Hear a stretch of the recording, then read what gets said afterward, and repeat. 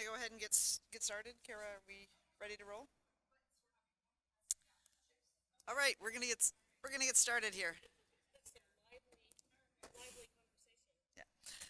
Uh, all right, calling the meeting to order, and we have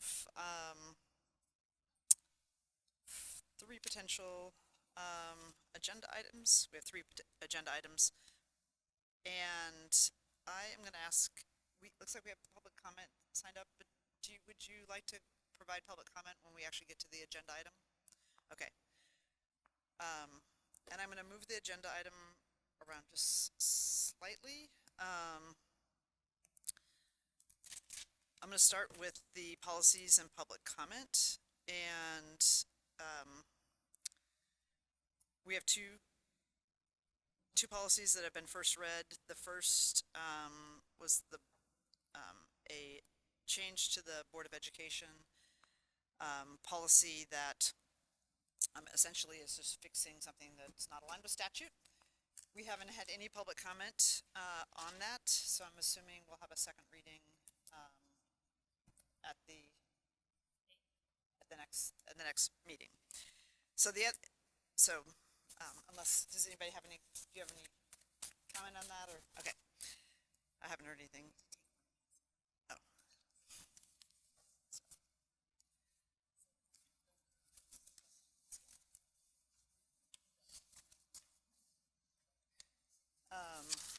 Okay, and then the other item that's out for public comment is a change to the policy relating to ethics and the conflict of interest policy. We had a first reading on a change to essentially state that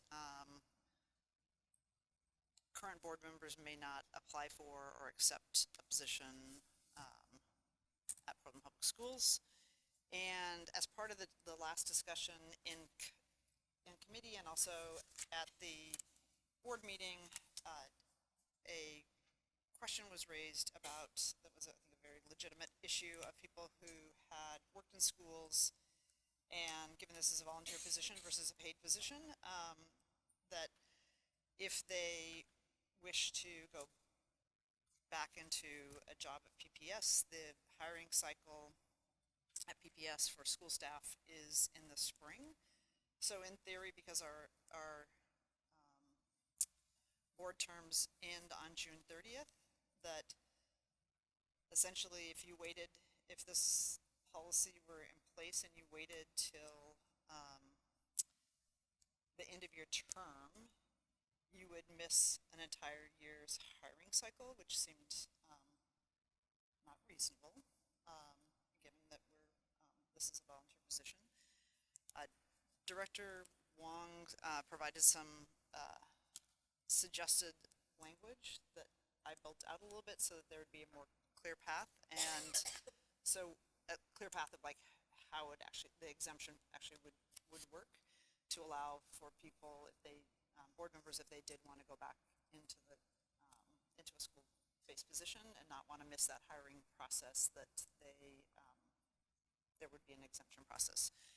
So we have posted and sent up to all of you the draft language. I'm just going to read it for anybody who doesn't have access to what's being posted. So the exemption process would be, in the last 6 months of a board member's term, exceptions may be granted with a majority approval by the Board of Education.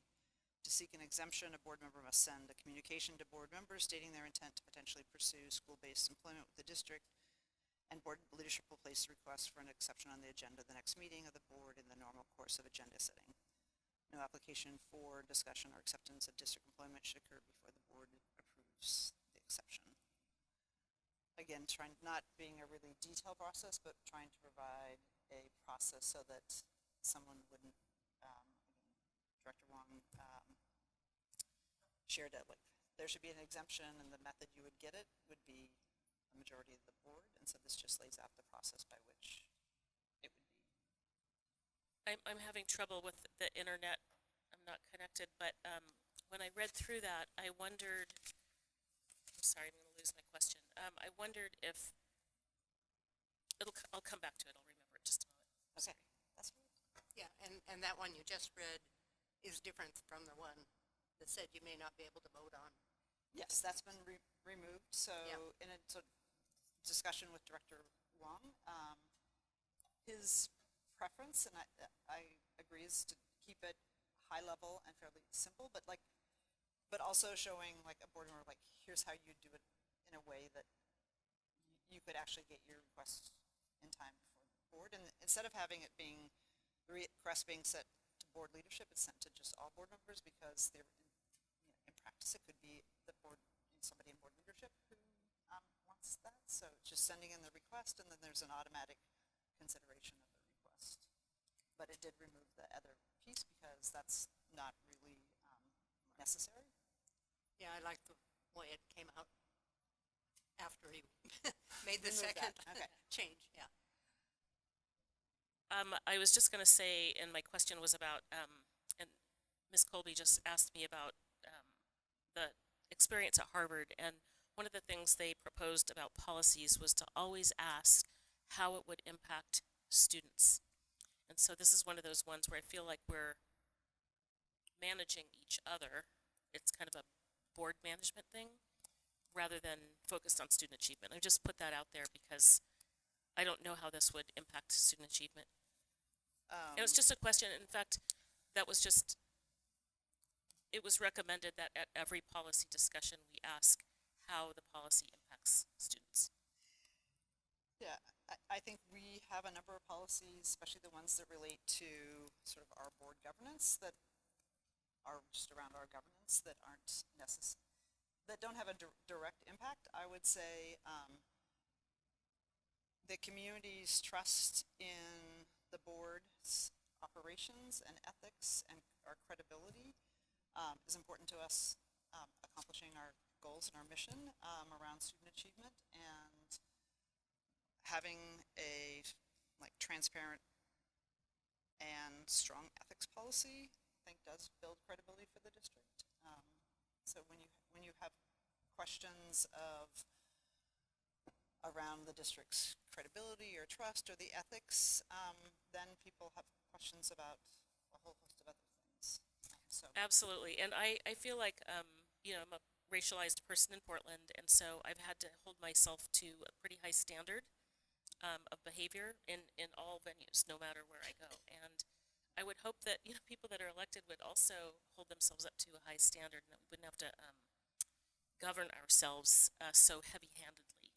I'm not going to oppose this, but I feel like it is a little bit of overreach. And as I've mentioned before, I wasn't sure how useful it would be going forward. I know that it was an issue 12 years ago. I don't know that I don't see this happening. But I'm not going to block it like I did last time.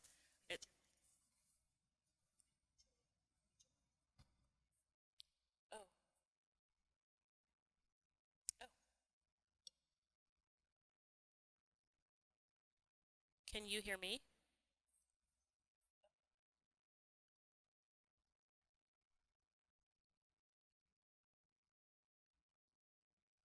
actually, I don't think this one's working. I don't think this one's working.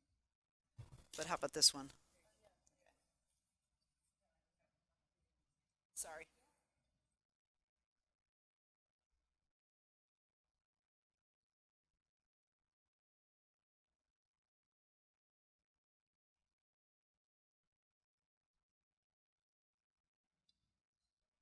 Yeah, with the last sentence removed from the first amendment, and that went through you too, right? That it's legal. It sounded all right. Yeah. I mean, in a way, I don't know if we need it at all, but if we need it, it gives an exception, which I like. Maybe it's mean- better to have it and not need it than need it and not have it. Well, I think that's an excellent point, is sometimes just having it sends a message of, if we did need it, we have a process, versus there's nothing worse than having an issue come up and you don't have a way to resolve it, or it looks like you're having a reactive resolve, versus I think this is a very straightforward, and I would hope that if somebody's interested in returning to the classroom, that they're having a volunteer position that does not penalize them in the normal course of the hiring process. Because I could definitely see it happen, that especially a teacher could think, oh, I can take this time off, and then find out, well, not especially anybody really could find out, you know, I need to go back to work. And the teacher, that's where they want to go, and I would hope we'd get them back in our own district. So this helps with that. And so 6 months should be plenty of time before the start of our hiring process. Anything else? Is anyone else having trouble connecting to the internet, or is it just me? Mine is very slow.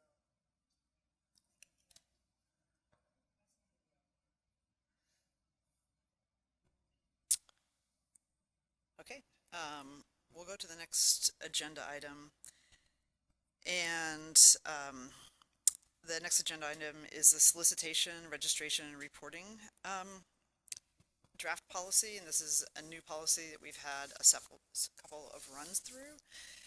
And I don't believe it's ready for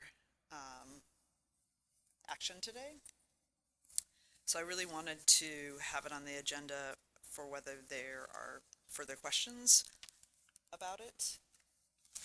I'm sorry, I'm still trying to get on the internet. That's okay. Which one was this? Should we just take a moment to let everybody?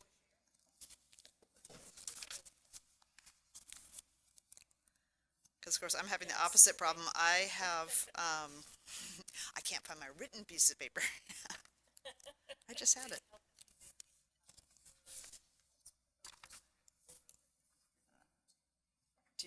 Do you all have this? It's a one pager. In addition,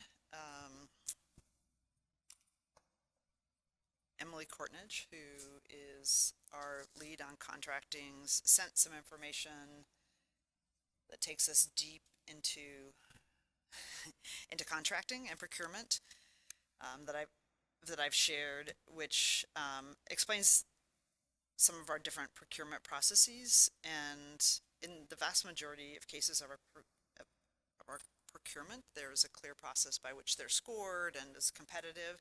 But there are some that aren't competitive, or they're informal, including the textbooks and curriculum, which over the last 5 years we've spent $70 million on, so which is a pretty significant. Is that the sole source contract? So if you look at it's in the document. there's a special procurement process. Emily's not here today, but there is a special procurement process that's used. And what I would suggest for today's meeting is to review the places in which we don't have a clearly sort of transparent competitive process. And I would say those would be the places that we would want to have transparency, and because they're obviously the ones that are most open to sort of influence and individuals. It's not a standard contracting process. Having been around for, I think Emily's been in the district for a long time, that we have, I think, a very strong procurement and contracting process that is transparent. And I know it's transparent, and because lots of people who ultimately aren't awarded contracts ask to see all the scoring and like who had the winning bids. So this is really focused on those cases in which there is a lot more discretion. I think it's a really great idea. I was really happy to see this come across the desk, and agree that if there's a procurement that is kind of under the radar or going outside of the Oregon Revised Statutes processes, that I think it's important that we look at it, especially because we're in a budget deficit, and it would behoove us to look at all of those contracts. Director Sullivan, do you have any comments are, Yeah, well, this is actually kind of all, I don't totally understand it, the procurement at all. Is this the one where we're also talking about lobbying people, right? I mean, in effect, yes. Uh-huh. Yeah. Okay, so. So for the example I'm going to use, which really practices like when we're having the whole cell phone policy, on kind of a weekly basis, oh my God, spring break amnesia. Yonder. Understood. Yeah, exactly. The sales rep for Yonder was, kind of in constant contact. I feel that not just with board members, but also actively with schools. And again, I think that's perfectly fine for them to do, but it also should be transparent. And which is, transparency is sort of the sunshine is the best antiseptic. And so someone like that would register with who? With purchasing or with? So this is, there'd be some sort of mechanism, and this would be, my guess, in either administrative directive or just establishing it. But it's, I'm happy to share with you like the other standard registrations. It's a pretty straightforward project, and it's pretty automated once you have it just set up. So it would be someone like Yonder, someone like that would want a really big contract. So can you think of anybody else that would be doing something like that? Well, I'd say a lot of the tech companies also are very engaged in selling apps and software. I feel that while we have a process that there are a lot of people involved in, that curriculum materials, again, we've spent more than $70 million in the last 5 years on those materials, and they are sort of outside of the normal process, outside of a competitive procurement process. And I wish Emily were here because I feel like I may be venturing into Right, but then but those are examples. But then people who make decisions on that are people with skills in that area who are looking at different materials and deciding not on sales ability, but well, to be clear, yeah. there's nobody alleging that like people aren't using their expertise, Right. but it's also just making clear who's actually attempting to influence sales. I think Emily had also proposed or suggested that this language about subject to an RFP should be expanded. So this draft doesn't reflect that, kind of midstream. So that was one issue, and I think her being here will help the discussion. I think the other thing to think about is when an individual entity engages with staff or board for the purpose of obtaining a contract, any renewal of a contract will they will be engaging with staff. So is performing your duties under an existing contract the same thing as engaging for the purposes of renewing that contract? And I think you'll see some play for ongoing service providers, more than selling a thing, but the ongoing relationships with our environmental consultants, architects, law firms, like those will be things like that. And from my perspective, and having been involved in lots of these, is like there's most of the time it's just a very simple process and it's just being transparent. I have an economic interest with the district, and whether it's like a renewal of a contract, from my perspective, that like the default is that they should be registered. They have an economic interest with the district, and I don't think this is not at all an having seen onerous reporting systems, and frankly, I think it will establish a baseline, and the board, once it's in effect, should look to see whether it is effectively getting the information that we're interested in or that the community should have access to.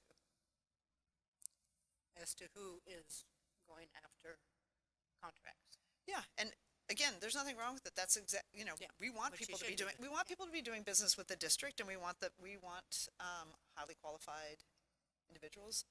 Also, because it's public dollars, and decisions, like I say, if it's not made in a context where you can see how the decision was made, there's always the, question is like, was there favoritism? Was there, something other than we had the most qualified, the person who had the most points? Is it like Or the a lowest pre-existing cost. relationship? I'm in favor of kind of daylighting this too. So an RFP, whenever there's an RFP, it's a very prescriptive process. Yeah, I You know? just went through one with Janice, yeah. Okay, so that, and then outside of that though, is I think this is just a way to show the Yonder one was a great example because they've been very assertive in contacting board members and probably staff too. So I think that this would require them to register and just say, this is the reason I'm here is to sell a product. So to be transparent about it. I mean, like I said, the tech companies, Yeah, during my there's- tenure have also been very interested in the district using their platforms, their apps. So, yeah, just so people know who's asking us to buy things. That's pretty much what it is, I would right? say, this is the most standard thing in most government jurisdictions of our size. I think one of the things staff can do to be helpful is think about that language. If we have a software license and I'm gonna get out over my skis technically here. I'm just thinking about if there's a public process in procuring services that are being extended, there isn't a mystery that those services exist and they've already been through a process. And so the question is, do you need belt and suspenders, or is there is simply executing the work of a public contract that was already publicly approved? Do you need registration on top of that? And you're gonna get every law firm to register because they're interacting right all the time. And so it's just to make sure that your registration has meaning. I'm going to pick on the law firms because that sits in our department. But you could pick architects, you could pick environmental engineers, you could pick other service providers for whom it is not a secret that they are providing services to the district. Do you need a separate representation on top of that? I don't know the answer, but I'm thinking about how if you want it to be meaningful. So that's the question. Okay, so is the question then whether an existing contractor or versus new? Okay. Because there's also this thing, if you're using a contractor over and over and over again, then there's a familiarity that sets in, and best practices are to kind of go out to bid. But I think this proposed policy is really to daylight people coming in for new business. That's how I understand it.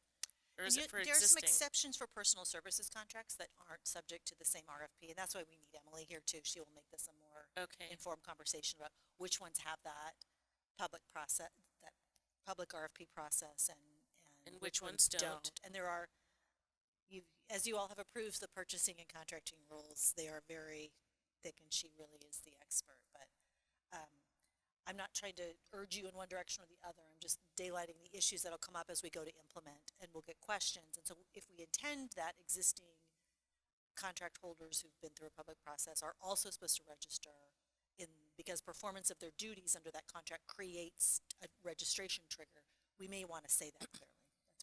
That's really I guess what I think I heard the question you ask is, and I think this is different than like new business, of course, that would apply, but the question about an amendment. So, and I mean, I kind of feel like if somebody's coming for amendment, they are like, it doesn't just happen, like they ask for.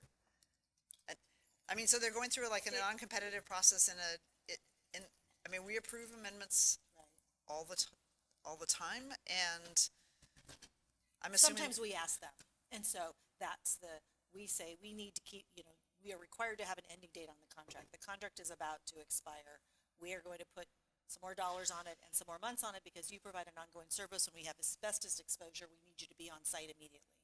Or we have a pest control problem, we need you to get out there. And so as that contract is, the reality is when that contract is coming to an end, this district is often reaching out to the vendor saying, would you please sign this extension because we need to make sure there isn't an interruption in service. But certainly the vendor is interacting with district staff throughout the execution of the contract, and so it's just making clear who's in and who's out of the registration requirement under that scenario, and maybe some others. If there were some penalty or an onerous, I guess I would be like, well, I could understand why you wouldn't want to be registered, but it's like, I in some ways, I feel like to some people, like you're registering as like somebody who actually is, whether even if the district reaches out, like you are attempting to do business with the district, or the district is attempting to do business with you, and The vendors frankly, aren't turning us down. I mean, they're very happy that we want their business, we want to work with them. But this, Would you I'm think just they thinking wouldn't- through the practical realities of the dynamics in some circumstances. do you think people wouldn't want to register? I mean, it's like, because to me, it's like, again, if you have an RFP process that's very different, which is like, for example, most of our like pest control or like environmental firms, they have gone through an RFP process, they're an approved contractor versus things that are personal services, contracts that don't go through a competitive process. Right. I mean, I think those are one of the scenarios. I guess another scenario is what if, when I'm thinking about Yonder, I'm asking these questions in aid of helping the committee draft your intent. Right. If Yonder would have to go through a procurement process for a product, but the Yonder rep is communicating with board members about the policy, but there is no RFP that's actually happened. But if they were going to do it, there would be required, an RFP would be required. Do you have to register then? Well, I think if you're trying to attempt to influence, And maybe that's more legislative lobbying on the policy side as Yeah. opposed to sign this contract. So maybe that's a different segment. I'm Like- just trying to think through the I mean, if practical. there's no cell phone policy, there's no need for Yonder. Other than the other schools where it already was, but yes, I see your point. Okay, we'll continue. I mean, I think our staff work is to help try to flesh this out, so we capture your intent and we implement the thing you want to implement. So, Yeah, I definitely need more information. And I just want to make sure it's necessary. I just hate to put stuff on top of stuff that when you don't need it. So that's where I am. I think this falls into the category again of what Director DePass raised earlier about like, so like what's the point? I think this actually creates greater credibility and trust in the district's actions, because I mean there are lots of places where huge contracts go based on informal networks of like, hey, we belong to the same club, or and I'm not saying that's happening here, but like that's how business is done in a lot of places, especially like in the private sector. Like the private sectors, there's not necessarily an RFP. And so, again, this is, I think, to create credibility and also to share, like we have a fair process that individuals can do business with the district, and that's not based on informal relationships or other considerations that nobody has access to be able to see, like who's doing business with the district. Yeah, I'd like to get more information. I think I'm interested in being transparent, and I think it's a good idea. I just want, we've got the questions outstanding about how it's implemented and what's the end goal here, and some of the procurement processes too would be helpful. Great. I would suggest, so I think we've captured some of the questions, but if you have other ones, next meeting we'll have, Our next meeting on Monday? no, we're not having the meeting on Monday because you're not available, and It's too close. Director Sullivan has a very important conflicting appointment. Great. And what I would ask of staff is, before waiting for the next meeting, like queue up, these are great questions, like what are we trying to get at so that, to aid in drafting or in just the implementation? We will capture them in an organized manner. We'll work with Emily, come with language and explanation to the next meeting, and circulate it in advance. Yeah.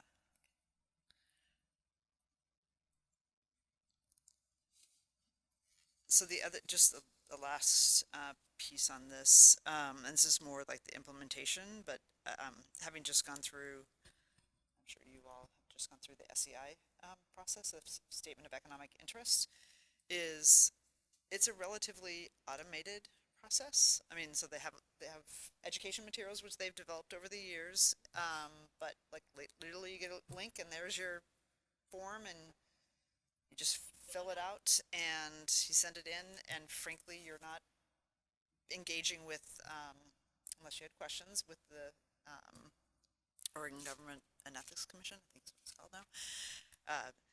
And so, I mean, that's how I see it being sort of hopefully like a fairly automated system that's not overly onerous. I mean, it could be a Google form. Right. That just automatically populates. I mean, for example, Speaking of apps, I mean, Metro, yeah. For example, Metro has something that just like feeds right into their webpage. So when somebody signs up as a lobbyist, it just auto-populates into a section of their website that is listed. I wonder how the city of Portland does it, because there's a requirement for lobbyists to register. So they have, speaking from experience, having overseen people who have interacted with the city of Portland, it's a lot of people say it's a very onerous process. Because some of the thresholds are so low that people who have very little interest, has spent very little time, also get captured in their system.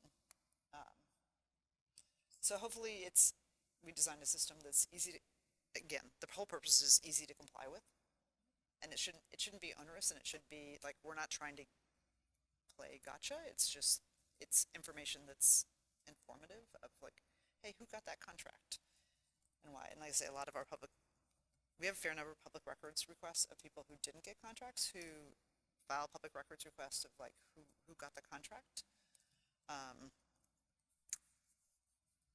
So hopefully this just provides more information as a public entity about how we spend taxpayers' dollars. Anything else from either of you? As long as they don't spend a lot of money in the process. Well, I say, I think there's a fair number of tools available that should make it relatively.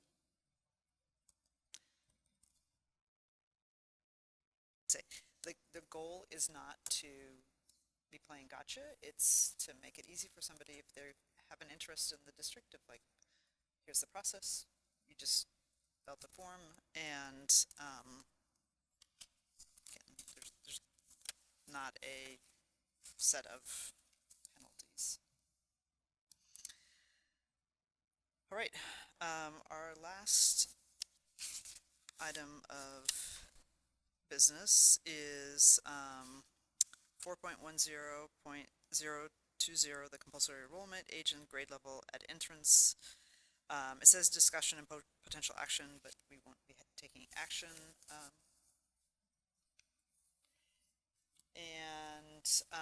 I want to call people's attention to, we received some, there's a Q&A that just was passed out. And is this okay to post?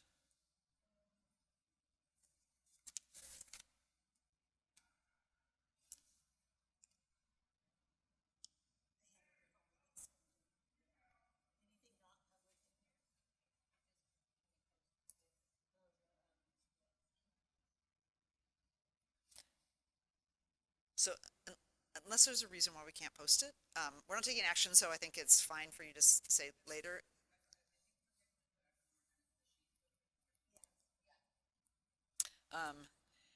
And inadvertently, these are questions I asked right after the last meeting.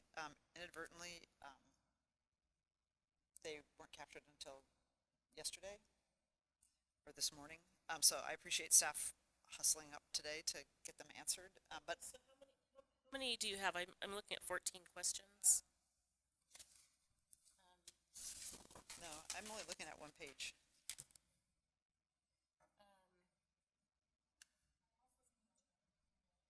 I'm looking at the emailed version, and yeah, Oh. it's the same. It's just, it's a little easier to read online because it's a little bit bigger. But I will say, like, because we just, again, it was inadvertent that we just got the answers. The questions were submitted 2 weeks ago, but we just got the answers today, like literally at the.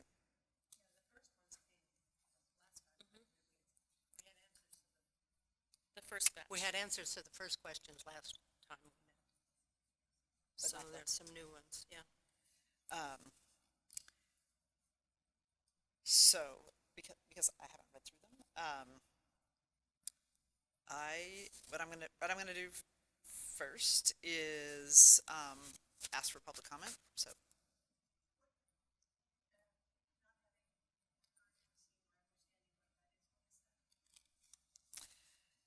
They're questions that I ask as follow-up to the last meeting.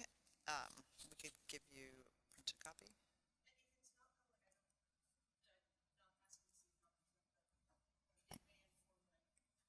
It's mostly about logistics for eligibility, entrance. I suspect it will be posted eventually, but I don't know that How many yeah, preschool slots? right. It's a list of 14 questions with answers and then comments.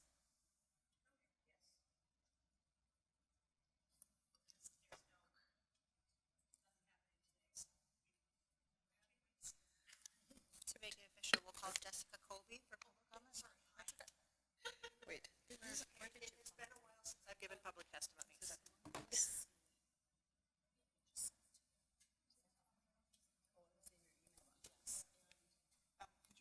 I can hold, no problem.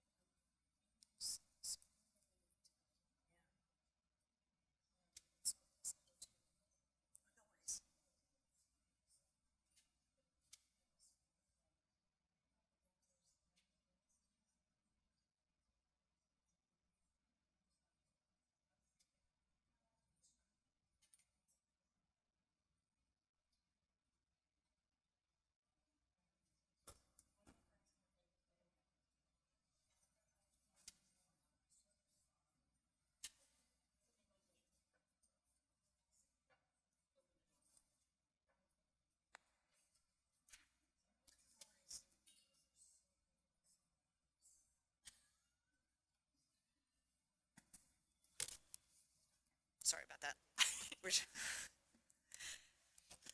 It's not like I'm one to judge. Okay. It says 5 2-minute slots. Feel free to take 3 minutes. I mean, you're the only person signing I up don't to think I have. testify. I'm- And I'll just note that we posted the written testimony that you provided online. Yeah, I've We've seen it, yeah. altered it a little bit for my own personality, but, Okay. so, Roll the ears. Jessica Colby, COLB as in boy Y.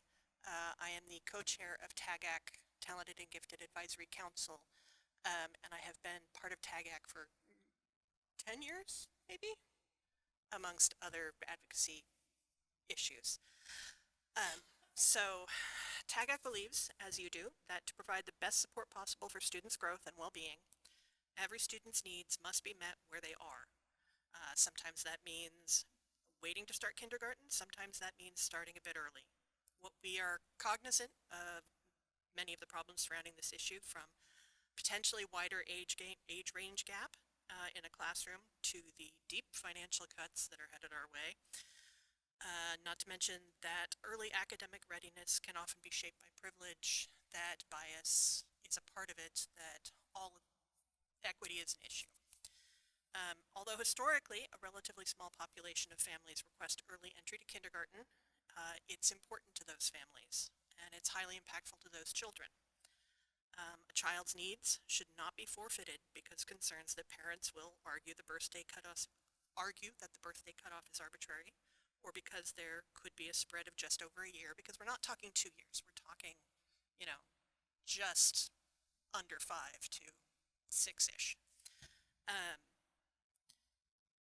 Or because some families might want to enter their child early to save money, which I don't think that happens as much as it sounds like it does, but that's anecdotal. While we would defer to your expertise as to the specific date that is best for entry cutoff, we know that a later annual cutoff date is key to allowing flexibility for children who are best supported by earlier entry. Therefore, we support Director Brim-Edwards' suggestions of September 30th as the new cutoff date. In addition, we again emphasize that regardless of what date is chosen, families need help determining if their child is ready for kindergarten. Providing such support would benefit both students and PPS. To that end, we suggest providing information on what PPS expects of entering kinders socially and emotionally for classroom readiness and classroom skills for readiness. Sorry. You know what I mean. Literature for parents on how to support and assess a younger kindergartner during the school year. Accredited culturally competent checklists of readiness. Not every checklist is going to be right for every kid, but, parents having a good idea of the skills their kids have and where they're at compared to what PPS thinks they should, where PPS thinks they should be. A suggestion to discuss readiness with the child's pediatrician. So having discussed my own kid with our pediatrician, they know a lot. They have a really good idea of who these kids are. And not every family has a pediatrician, I get that. But if they do, a good person to discuss a pediatrician is to discuss readiness with. Support in finding alternative placements. So for families who are struggling, if there's a list you can put out or something like that can help families find an alternative. And then sending all of this directly to all families with September and late summer babies so that you're ahead of the game and parents have information ahead of time to make these assessments. So that is yes. Not sure there's anything else in my head. Great. Thank you for sharing. I appreciate it, and for submitting the written testimony. And our email 2 years ago is worth a read because we say a lot of the same things. But I More want to fleshed say out. something too. I appreciate you. I just, by the way, met Miss Colby and learned that we graduated from the same high school, Camp Runamuck, which was really interesting, and I really appreciate your testimony. And but I mean, there's nothing to inform my what I'm going to say except for my lived experience. And I was a kid that I skipped kindergarten, and not because I wanted to, but my parents thought that was the best thing. I did read both of the one from 2025 and then your letter from 2022, and I'm going to stand strong on speaking for those people that don't have a pediatrician, that is onerous to get them to the doctors, that do not have the access to the early education.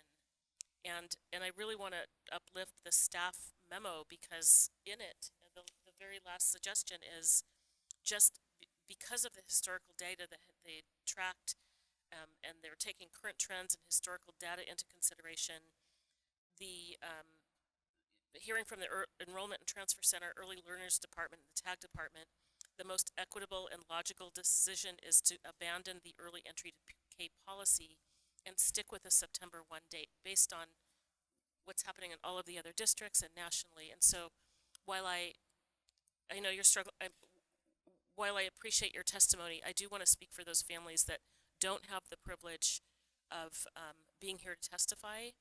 And I'm from one of those families, by the way. So, I am one of those families, and so I feel really strongly about, I was elected to speak for people that can't be here.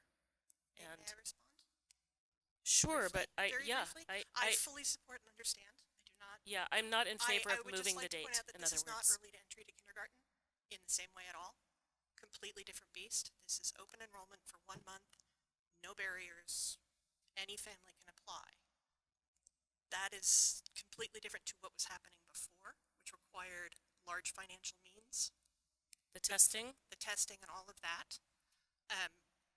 We have always had a problem with the way early entry kindergarten happened before, so. right, I Just- understand that. Yeah, get- I and I just, hear you, and I'm in favor of keeping the September date. There's no one date in the calendar that works for all families. And if we keep moving it around, we're not moving it around for the families that need it. We're moving it around for the people that have the privilege to call a district, to come down, to talk to their pediatrician. And those are the kids that we need to really be focused on, I hear you. particularly in tough budget years. Thank you. Yeah, if we just let, in my opinion, if we just let anybody who wants to come in that month, and so they'll be very, very young,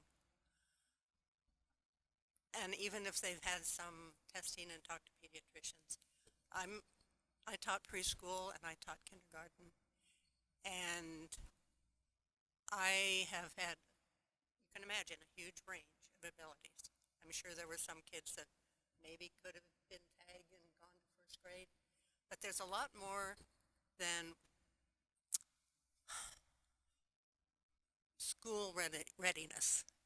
There's developmentally appropriate time for things. And I had one, when I taught a 1-2 blend, which by the way was considered best practices, not a problem.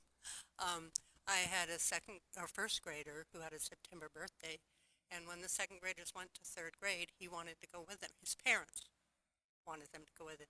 And he did have the skills, and his friends were second grade, and it seemed okay to me, but I'll tell you, the counselor was, hey, think about what we have to think about when puberty happens too. It makes a big difference. If you put somebody ahead, if it's a girl, they may end up having their period really late. And if it's a boy, they may not have developed, if they really like sports, they may not be developing as much. So there's way more than just, are you academically ready? And I just trust our preschool people. They're educated, they know what's best. If we could test everybody, if we had the money to test everybody, okay, maybe. But I think you said last time, Emily, that even the ones that you okayed, you figured maybe about half of them it was a good decision, half it wasn't. And I do know if somebody is put ahead, or not ahead, maybe it's where they should be, but it seems like they should have been in a younger class, boy, that's almost impossible to do, to put them back. That's very hard on the child. So I personally don't want to push people forward. And I really like what you said in best practices. It says, it's not whether students are ready for kindergarten, but whether our kindergarten programs are ready for kids. And also we have an approach to kindergarten that meets the needs of all early learners who by definition enter school with a wide range of entrance capacities, assets, and needs. And if somebody absolutely stands out and says, oh boy, this child is so mature, maybe should go into second grade instead of first grade. Okay, maybe, but I certainly never saw that happen with the whole range of abilities I had in my class. And I had something in mind which just escaped. But anyway, I definitely don't want to see us push the date to October 1st or September 31st. What good does that do? That just makes another range of the young kids are going to be September kids instead of, or October kids instead of September kids. And I mean, I when I went to school, the cutoff date was, when I was in first grade, was January 1st. And I'm a December 13th birthday. So I was really young. My sister had a January 5th birthday. She was 13 months younger. And my mother decided, hey, they're a year apart in age, they should be a year apart in school. So she lied and got my sister in early. And my sister can remember at 5 years old feeling that she was really stupid because she couldn't do the stuff other kids did. And we moved in the middle of that year and actually we moved from Portland to Maywood Park, so Park Rose. And in Park Rose, they checked the birth certificate. And they said, no, you cannot be here. You have to be back. And there was no kindergarten, so she was just out of school. This was first grade, not kindergarten. And what she remembers is she thought she was dumb because she had heard a story that her grandmother had dropped her on her head when she was a baby. And when of course, it really didn't do any damage, that was just a story. But she thought that's why she wasn't keeping up in school. And then she remembers that we had a fight and I kicked her in the head at the same time that she was going to a new school where she was in her proper grade, and she was old now in the class. And she said she thought the kick in the head had made her smart. And she thought that for years until she figured that probably wasn't true. And she ended up teaching kindergarten too. And she said she just kept reminding all of her parents, you want your child to succeed. You want them to feel successful. So why would you put them ahead? Why can't they be the smartest in the room? So that's where I am. I don't see any reason to make adjustments. I'm glad I'm out of kicking range of you, Director Sullivan. So I have a couple questions, but I'm also going to want to look actually at the material, the responses. But when we had this discussion earlier, so I don't know if somebody wants to come down and answer the question. The implication was the state had this sort of hard and fast September 1st. When I look at the statute, it actually says, however, nothing in this section prevents a district school board from admitting free of charge a child whose needs for cognitive, social, and physical development would be best met in the school program as defined by policy of the school district board to enter school, even though the child has not yet attained the minimum age requirement, but is a resident of the district. So it sounds like the state statute has, like, there may be cases where that cutoff date, or am I reading it wrong? No, you're correct, and I'm sorry if that wasn't clear last time. It's a state guideline. It's not a state requirement. What you read is the statute. We did provide for you, because you asked last time, maybe, yeah, what all of our surrounding districts look like, just sort of what the regional norm is, and they're all September 1. You guys have that, and then we also added today at further request the national norms. Because one of you asked that question as well, and you can look at that. It'll be linked into the responses that you get. The majority of them are also September 1 or end of August. I'll just say what I heard at the meeting was sort of like, this is what ODE is requiring, like, of their preschool programs, and it looks like they've actually taken into consideration that some students might go early. Yeah, I mean, so I apologize if we gave you the impression it's a requirement. Okay. It's not a requirement. Because it seems like they are like, we think this is the age when kids should go, but we recognize that some students, school districts might decide to have that earlier. So it looks like the statute has that built-in flexibility. I had also asked about the number of students in September, and the answer I got back was there was only 10 first grade students, but that wasn't quite I think there was some confusion maybe of how I asked the question, because the question is like, how many students have that September 1 to 30th birthdays? And I think the answer I got was how many students, for whatever reason, actually got in early. That has to be the 10, because there can't be just 10 September birthdays. I mean, that's what Right, so I'm I think there were- summarizing. There were two different questions, right? There was that you guys had from the last meeting. One was about students who are waiting and starting kindergarten older, because you had questions about that trend. And one was about students who are young. They miss the cutoff and then they are going to first grade in the fall, right? Is that? Yeah, so it's like the question would be like, I wonder if you could just, my follow-up question, and I'm really sorry that something No, happened and we didn't see them until, like, I just saw this right now, but my follow-up question is like, can you just clarify, are you looking for every currently enrolled PBS student whose birthday, not year, but birthday is in that range? yes. Or were there specific grades of students you were looking for? in first grade, because there's not Okay. gonna, Every student who's enrolled in PPS, That's what we pulled, I think. and but it can't be 10 students. You asked for first graders who would have just missed the cutoff the prior year, like, and there were 10 current first graders who had those birth dates. of the Meaning that they had been 3,000 young, plus- they had plus missed the kid September first 1st cutoff graders, the year prior.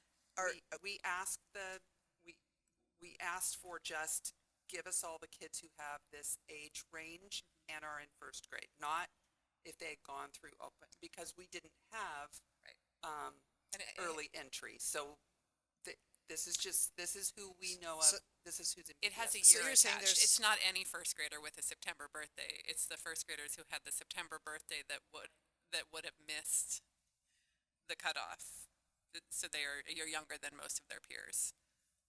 I'm not understanding, then Okay, because what, I do, I understand what you're. what birth dates are included? it's in the sheet that so it's on line 4 of the sheet. It was 9/2/18 to 9/30/18. No, that's line 4 is the 88 students. Those are the ones who were held back. Oh, are we off a line somehow? Mine's line 4. Sorry. So you're saying there's only 10 first graders who had birthdays in the month of September? Who are currently enrolled in first grade, meaning they came into PPS, either in, whenever they enrolled in PPS, they couldn't enroll through early entry because early entry wasn't an option. It wasn't available. They just missed the kindergarten cutoff, so they but did I'm not not sure go to what kindergarten in PPS, and then they came back as young first graders, basically, is the. I'm not sure what distinction you're making other Exactly. than, Well, can I ask there's something startling Yeah. about that number for you. So what, because, okay, how many first graders are there in PPS? 3,200 approximately? 3,200? So there's 12 months of the year, and so it surprises me that there's only 10 students born in September. There's not. We're talking about 2 different years Well, I of know- September. There's the year of September you would expect first Yes. graders to be born in, and then the ones who had missed the cutoff the year prior. There's 2 I different think she's batches asking of for the former. I think she's asking a simpler question. just how many first Of the graders were born in 3,200 September. Right. So Right, tell us. that's We can find that information. So I'm That's a like, different how- question than was asked last Because time. the 2018 date that was in the EG, students whose birthdays fall between 9/2/18 and 9/30/18. So that specific criteria produced that result, the result of 10. But if you want the students who are both 2018 birth year and 2017 birth year, we can get that for you. What I'm trying to get is, how many students does this apply to generally? Like, not who've applied Okay. or whatever, but who have Okay. their birthdays in the month of September. Let's add that question to the list. It's a different question than we had last time, and we can Yeah, and certainly I'm get sorry, that it's- data. Yeah. So Like, is- for me, it's like this is sort of like calibrating, like, who's involved, because it's like, hey, actually, maybe only a small number of students out of the total, but to me, it's like just calibrating what are those impacted students, because Okay. they are the ones who are like, most impacted. Okay, so you're interested just in general of how many current first graders How many say September birthdays are there? have September birthdays? Right. And Okay. just to clarify, I think I understand what both of you are answering, and why they're different, so yes. And is the 10, just to calibrate what that is, the students who would not have been eligible to go to kindergarten the year before, but did go to first grade the next year anyway? Correct. And Right, so it's like that's the click That's- yeah. down, but I'm missing the Correct. piece in the middle. And if you'll just allow me to, like, even looking at that, because I kind of, I geeked out on it a little bit and was like, wait, who are these 10? How'd they get here? What'd they go through? I was just curious. And like, we identified that a couple of them were in fact errors in how it was reported in the first place. That the birth certificate and what the parent entered in the registration, like, weren't the same thing, that there's just all sorts of underlying factors And within then she that, dropped but them and kicked them. we didn't It's a big ask system, about that there's part. gonna be some human error. Yeah.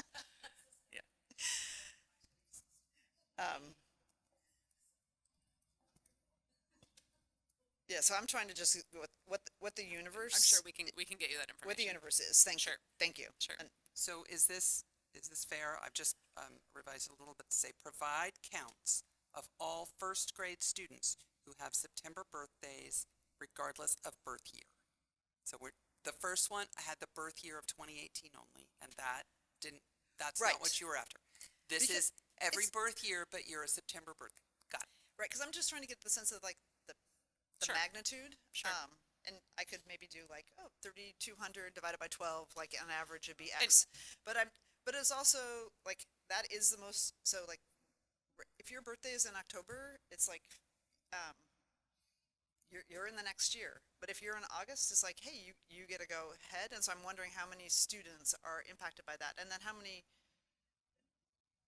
Because I think that's the question we should ask, the student focused question, like how many students are impacted by it. So I'd appreciate that information. Then I guess I also want to follow up, because I think what I heard at last meeting is like we provide alternative pathways, and one was like going to preschool, and I'm going to want to take the time. I really appreciate the information coming back, but okay, we give parents preschool options. The reality is like there's not enough slots for all families to get there's not like even I know Yeah, I mean, we have open slots right now, right? Like there are slots. Are there enough slots for every single child in Multnomah County to have a free preschool slot? No, that's not. But we have open slots in PPS right now that anybody could access, that are preschool for all slots and therefore don't have income eligibility caps on them. that anybody could access. Yeah. Yeah, and Dana Stiles is here if we have further questions from the early Well, I learners don't know what department. I'm But actually yeah, gonna want to read yeah, um, yes, we provided you some what data. you've provided. Because I know that they just put out the preschool slots, and the answer is not everybody's going to get a slot. And so I'm curious that that PPS has slots that aren't being utilized. The they meaning preschool for all. Is that who? Well, or that there's preschool slots for PPS that aren't being utilized. Are they You're Head welcome Start to come down, preschool Dana. slots? We provided you with some data, which you can look at. Okay. We are close to full. We are not full. We enroll all year long, and we have slots available at some of our sites. And I'm sorry, we is We PPS Head Start. pre-K, Head Start? which includes all of our funding is braided and blended now. So when we say PPS pre-K, that includes our Head Start funded slots, our Preschool Promise funded slots, and our Preschool for All funded slots. We have all those types of funding at our various sites. Okay, so I want to look at the data, and again, I apologize because normally, Yeah. like whatever you send in advance, like I'll have totally read it, but Yeah, and I apologize. We just got the question. it wasn't intentional, so I appreciate that. The other question I had was, I'm really concerned, like when people call PPS's enrollment and transfer office and say, and they're told like you're allowed to enroll in a private school and then come back to PPS, because I don't want PPS ever to be telling people to go to, I mean, we've got for whatever reason, I believe in public education, so I don't like to hear stories that we're sending people to private schools, so I'm wondering, like, Yeah, I think what that our, Judy can like, address better workaround than that is, because, I don't think that's what PPS should be telling people when we have enrollment challenges and we know what the value of public education is, and we want families in our school, because if they say it's their oldest child and they send them to private school, well, first of all, I don't know that they'll ever come back, but they also, all their siblings might go. I understand your question, and we don't encourage people to leave our system. Also, when people ask us, well, if I go to kindergarten, what happens next? I think that we owe them a clear answer that reflects our policies. And the answer is that if you have evidence of completing kindergarten at an accredited institution, you have the right to enroll in first grade. It's also By our policy, or is it by Yes, state law? ma'am. No, ma'am. Well, that's what's in the. Right, what's so it's in by our policy. Mhm. There isn't anything in state law that I think would vary from that. You know, the law describes the ages, and this, and also allows that, you know, kids who enter, like it sets up those limits. But it also says that there can be variation. So, say if somebody asks that question and the enrollment transfer office answers that, and that's the route they choose. To me, that seems like that's the ultimate privilege play. And like, because I was here when we got rid of all the testing and everything else in an effort to like remove privilege from the process. I'm curious, do you think we should change our policy? Because again, that is the ultimate, like, you homeschool your kid for 2 months and show that, like, an accredited homeschooling program, and show that they're ready for kindergarten, and then you could come in, or you send your student, you do the workaround, you send them to a private school, and then you come back to PPS. I mean, should we be changing our policy? Thanks for the question. One thing that I was interested in Director Sullivan's anecdote was that when you went to a different district and they had different rules, or they applied the rules differently, they required a change. And I would say, I believe that our guidance here in PPS is that we want to provide as much stability for students as possible, and that stability would mean a continued trajectory. Once you've achieved something, you don't get told stop, wrong age, go back, start over. And I do, my knowledge, and I will tell you this is anecdotal, but it's anecdotal, of 18 years in the same seat. When we have kids coming and going, it's because they've come from out of state, they've come from other places, they're at grade level, and they just want to continue at that grade level. Are there students who may use this as a loophole to try and achieve something differently that the parents believe is important to them?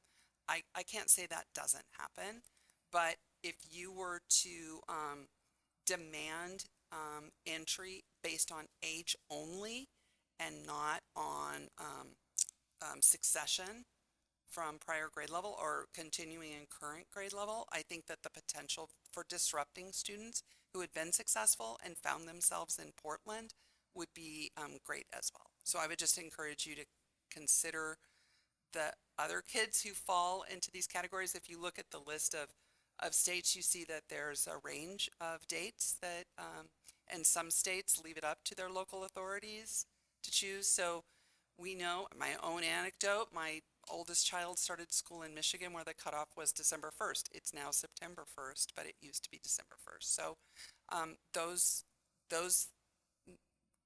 we want to continue to receive families in our district as move-ins, and we want to see their children be able to continue with their education, and that they would be affected as well. I want to just interject on this. We heard from one person, I think Director Brum Edwards and I heard from one person that she was told by enrollment and transfer, and that's their truth. And I just want to appreciate you and your depth of experience for being here and knowing what you know and applying it equally. So we've heard this anecdotal, it doesn't mean that it's true, and it's one person out of a district of 38,000, 40,000 kids. So I hope that my comment balances what we've heard out there. Thank you. That And is I- that person's truth, and it is not everyone's truth. I mean, also want to say, actually- like I feel responsibility for families getting appropriate information, and it's Absolutely. tough to hear feedback, but this is important feedback, and Sure for it my is. whole team, there are families who call with these questions. Some of them are very frustrated and want different solutions than what we offer. And I really value our staff who work with them, who answer those questions, who do the best we can. But we have room to grow, and so if our messaging needs to improve, like we're taking that to heart, and it's important that we know like what the expectations are as well. So thank you. Thank you. And I'll just say, I think there's probably three people in this room have been through this discussion. Judy, Jessica, and I for several years, and I think an attempt to provide greater equity. I think Emily, maybe were you here the last time? Before that, you're principal. It's been going on for a long time. And again, I'm thinking about how it plays out. So I'm not just reacting to one anecdote, because we hear lots of stories. I mean, we're now in our third meeting in which everybody at this board table said they went to kindergarten early. I'm just saying. And I actually Gotcha. went to the first grade when I was 3.5 in a different country. Okay, So I'm going to just wrap this up because I made a commitment that we would be done by 5:30, and so I appreciate the information. I'm sorry we weren't able to wrap things up, and I'm going to read through it, and I'll send my questions, and I'll share them with my fellow board members as well, and Great. really appreciate it, and also Jessica, for you continuing to be part of the discussion, and thanks to everybody who came. Yeah, thank you.